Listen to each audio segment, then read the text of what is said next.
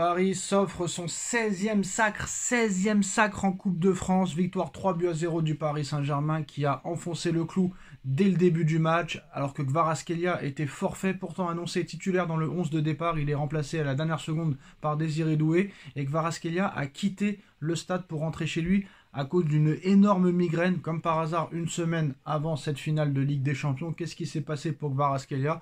On va voir un petit peu les infos, mais en tout cas Paris écrase Reims et décroche une 16e Coupe de France, un match très sérieux, très bien géré, un Paris Saint-Germain solide défensivement, discipliné, sérieux, efficace défensivement, efficace offensivement. Un très grand Bradley Barcola, un très grand Désiré Doué, un très grand Hakimi, une très bonne défense, un très bon milieu, une très bonne attaque. Dommage que Ousmane n'a pas marqué, j'aurais aimé que Ousmane marque, parce que là, très clairement, il ne marque plus depuis quelques matchs. Et là, ça va commencer à dire, vous pensez vraiment que Ousmane Dembélé mérite le Ballon d'Or, alors qu'il ne marque jamais? Parce que maintenant, on sait que c'est vraiment les stats, hein. Sinon, Yamal ne serait pas favori pour remporter le Ballon d'Or, mais si c'est vraiment les stats, ce serait plus Mbappé ou Gyökeres qui serait favori pour le Ballon d'Or, ou Rafinha. Donc les critères du Ballon d'Or sont assez spéciaux cette année, mais quand on voit un petit peu Dembélé, ce soir il ne marque pas, il ne fait pas de passe décisif, il gagne un titre, mais quand tu gagnes des titres, il faut être quand même un minimum décisif, et ce soir Ousmane ne l'a pas été. Mais en tout cas, Désiré Doué, quel joueur, je suis désolé de le dire, à 19 ans, te sortir 2 passes décisives comme ça, la passe décisive sur le but de Barcola, sur le premier but de Barcola, mais c'est exceptionnel, c'est du grand art. Je me suis plus concentré sur la passe décisive que sur le but de Bradley Barcola. En tout cas, le Doué-Barcola, Doué-Barcola, on les pensait en concurrence, hein, mais là, très clairement, ce soir, ils ont joué main dans la main, pied dans le pied, et franchement, Désiré Doué, ce soir, 2 passes décisives. C'est le premier joueur à faire 2 passes décisives en finale de Coupe de France depuis le 21e siècle, c'est-à-dire depuis plus de 25 ans, ça n'avait pas été fait, et Doué rentre dans la légende. C'est le premier joueur à réaliser 2 passes décisives en finale de Coupe de France au 21e siècle. L'homme du match pour moi c'est Barcola, on va pas se mentir, qui d'autre? Un doublé, une passe décisive, franchement Bradley ce soir c'est du très haut niveau. Maintenant la question qu'on va se poser c'est Bradley Barcola ou Désiré Doué titulaire la semaine prochaine contre l'Inter de Milan. Vu un petit peu le contexte, je dirais que Doué sera titulaire. Pourquoi? Parce que voilà, on sait que Bradley aime les espaces, alors que quand c'est une équipe qui est très défensif, il a vraiment beaucoup de mal. Alors que lui, contrairement à Kvara, il aime beaucoup les petits espaces, dribbler, trouver la brèche, trouver l'ouverture. Et c'est pour ça que Kvara sera vraiment indispensable la semaine prochaine contre l'Inter de Milan. Moi, ce qui m'inquiète, c'est que Kvara n'a pas joué ce week-end. S'il joue la semaine prochaine, ça fera 2 semaines qu'il n'a pas joué. Et maintenant, dans le football moderne, 2 semaines sans jouer, bah, c'est pas la meilleure des choses pour arriver avec du rythme pour une finale de Ligue des Champions. Après, Lautaro Martinez, c'est pareil aussi, on pourrait dire que c'est la même chose. Mais voilà, maintenant, c'est à Luis Enrique de gérer tout ça. Mais je pense que Doué, quand même, va être titulaire la semaine prochaine contre l'Inter, et que Barcola sera sur le banc. Donc voilà, Paris, ce soir, a été intraitable. Paris fait le triplé, Trophée des Champions, Ligue 1 et Coupe de France. Ils ont battu le record aussi de matchs en étant invaincus à l'extérieur. Dommage que Paris n'a pas fini invaincu en Ligue 1 parce que ça aurait vraiment été beau, mais voilà, triplé. Maintenant, il y a encore ce trophée la semaine prochaine à aller chercher, le Graal. Hein. Voilà, le Graal, l'apogée. Très clairement, c'est la semaine prochaine qui va se passer vraiment la chose peut-être la plus belle dans l'histoire du club, dans l'histoire de la ville de Paris même. Hein. Ça va être complètement fou.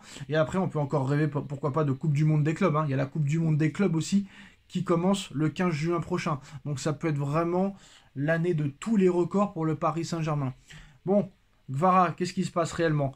Migraine, ça peut arriver, comme par hasard, quelques minutes avant le match, ça arrive. Pourtant, je pense pas que c'est à cause du stress. Hein. Si tu es stressé contre Reims, qu'est-ce que ça va être contre l'Inter de Milan? Mais en tout cas, honnêtement, il faut parler aussi de plusieurs joueurs. Hakimi, quel joueur, quelle métamorphose cette année. Moi, j'y croyais plus, Hakimi, hein, l'année dernière. Hein. Franchement, je sais qu'il avait fait une meilleure saison l'année dernière que les 2-3 premières quand il arrive au PSG, mais cette année, Hakimi, très clairement, c'est du très haut niveau. Et lui, je pense aussi qu'il ne sera pas très loin du Ballon d'Or. Hein. Il sera dans le top 10, ça c'est sûr et certain. Et pour moi, Hakimi réalise la meilleure saison de sa carrière, sans aucun doute. Hein.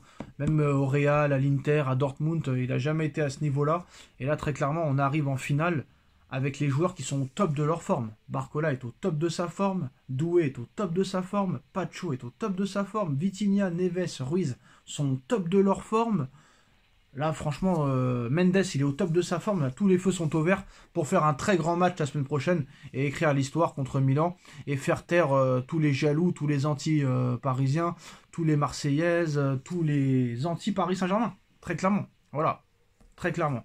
Alors, on apprend à l'instant que Gvara a eu des maux de tête et a eu une migraine. Donc, rien de grave. Hein. Voilà, on espère que ça va passer et qu'il sera opérationnel la semaine prochaine contre l'Inter.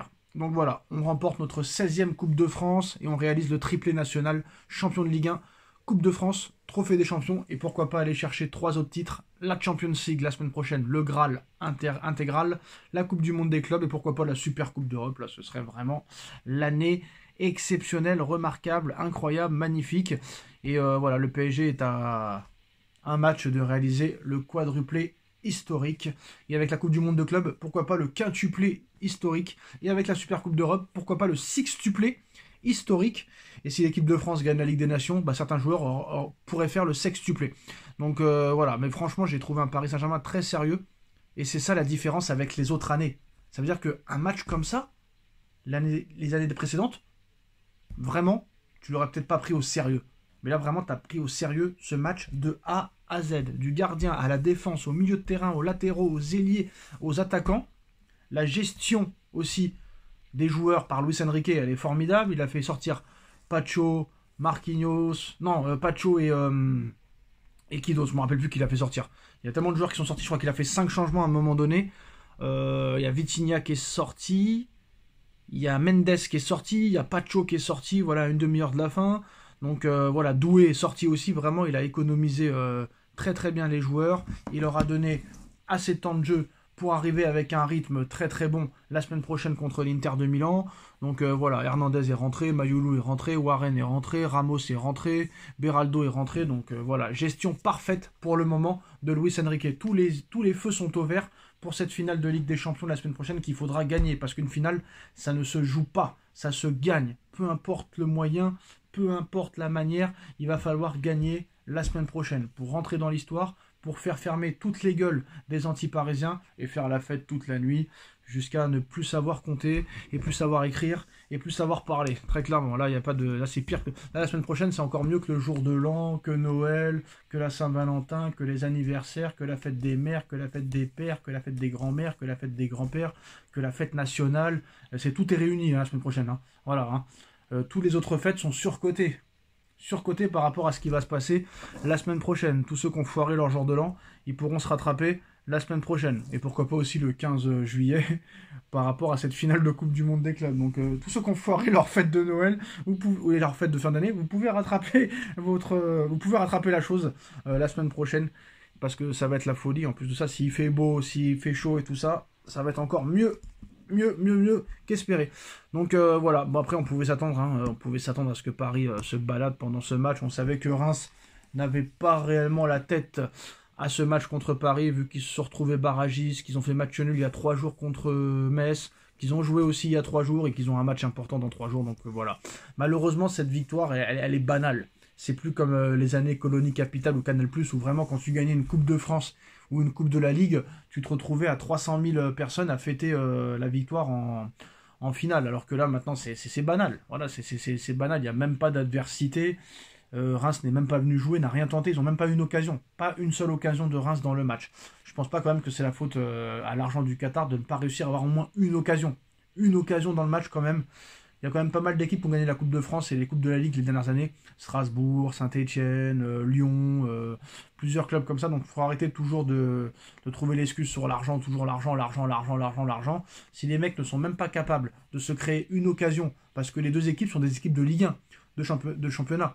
Donc très clairement, c'est pas le Paris contre une équipe de 5e division. Même Espali qui a fait 2-2 contre Paris ou Dunkerque qui a perdu 3-2, ont montré plus de choses que Reims, alors que Dunkerque est en 2e division et Espali était en 5e division.